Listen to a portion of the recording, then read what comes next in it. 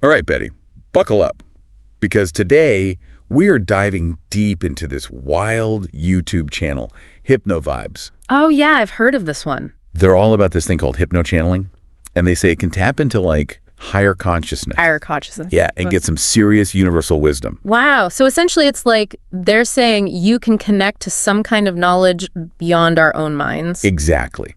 And they have this hypnotherapist, Naomi. Okay.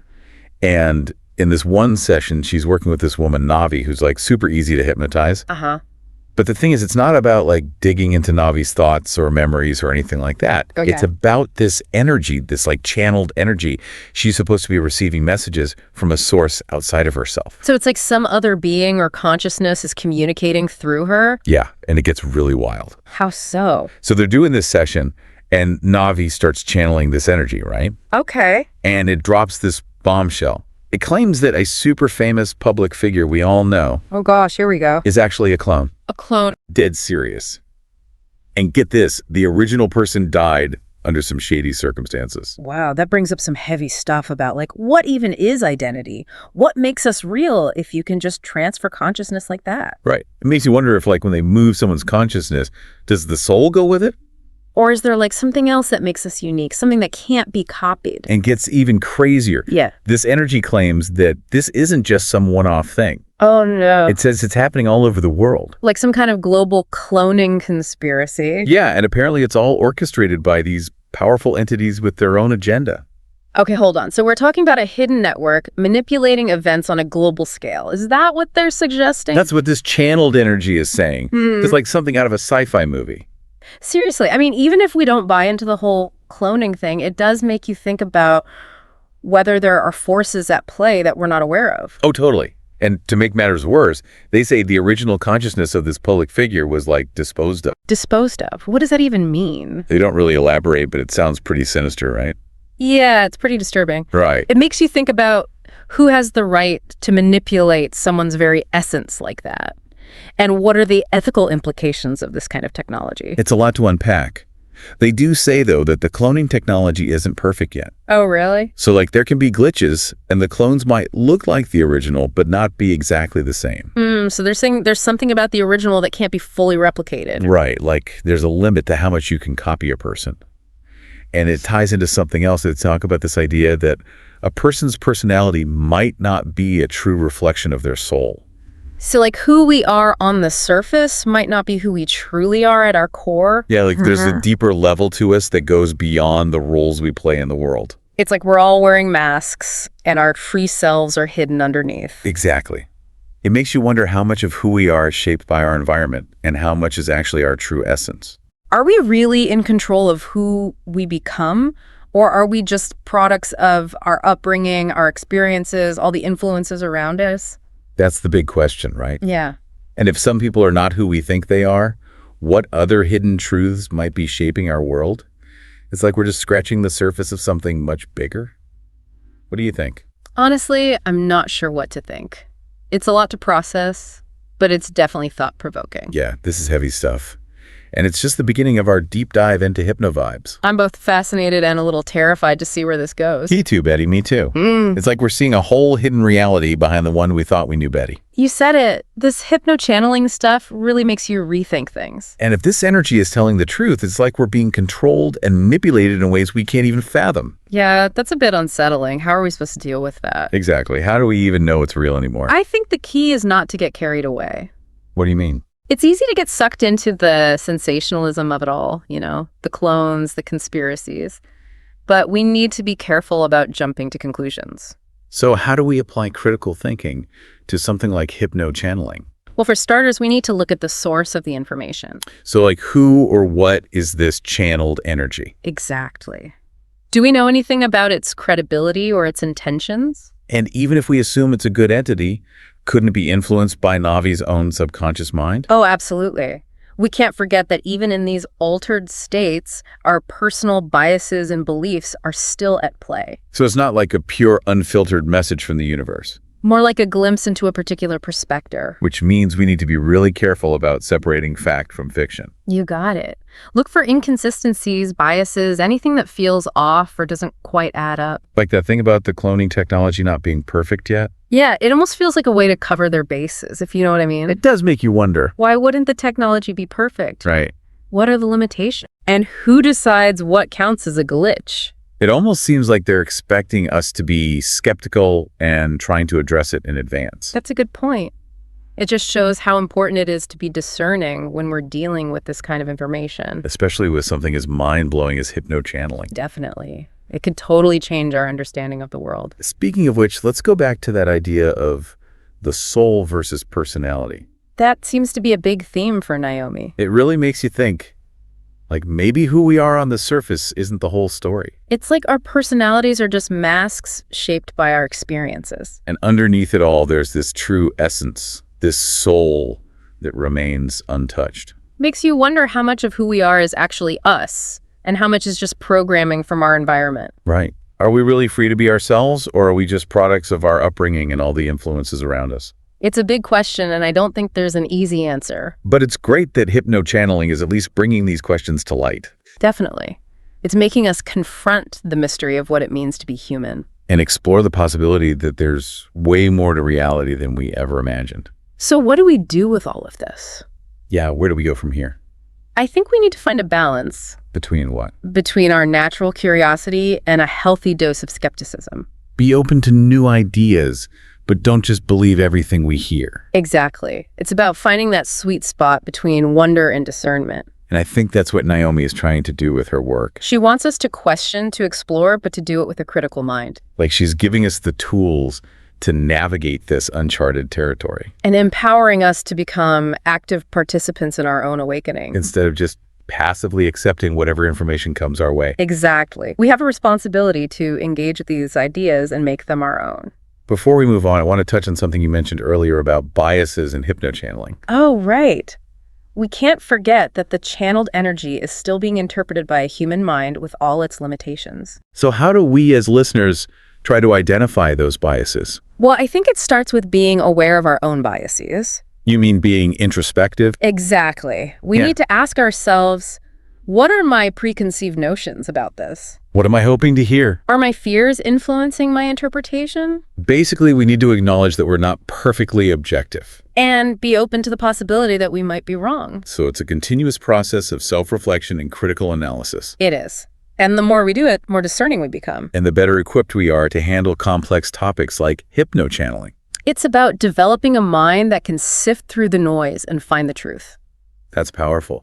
It's not just about absorbing information, but making it our own. Absolutely. Yeah. It's about taking ownership of our spiritual growth. And trusting our intuition to guide us on this journey. Exactly. So we've talked about the crazy claims and the need for critical thinking, but how does this hypnochanneling actually work? Well, on Hypnovibes, it seems like Naomi uses this mix of deep relaxation and guided imagery. Okay, so like regular hypnosis, but instead of focusing on your own memories, you're opening up to these external energies. Right. It's like you're tuning into a different frequency. I like that analogy. But is it safe? Opening your mind to who knows what sounds kind of risky. It's a good question, and they do emphasize safety and working with a qualified practitioner. That makes sense. But besides maybe uncovering some hidden truth, what do people actually get out of it? People say it can boost creativity, intuition, even lead to spiritual insights. Wow, some pretty big claims. But we still need to be careful, right? Oh, absolutely. Yeah. Always use that critical thinking. Don't just believe everything you hear. So it's about being smart and making your own choices. Exactly. And that's where Naomi's book series comes in the next level. Yeah. It's all about raising consciousness and taking control of your spiritual journey. So less about blindly following what these entities say and more about using it for your own growth. Exactly. The real transformation comes from within, you know? That makes sense. It's not about outsourcing your spirituality. It's about owning it. And that's a message that goes beyond just hypnochanneling. So Betty, what are your thoughts? What's stuck with you the most? Anything surprise you? Anything make you rethink your beliefs? This whole world of hypnochanneling is pretty mind-blowing. It really makes you question what's possible. It's an invitation to explore the unknown and to learn more about ourselves and reality itself. So keep exploring, Betty. Keep asking those questions and keep an open mind. Who knows what you might discover? And that's a wrap on another deep dive. Thanks for listening.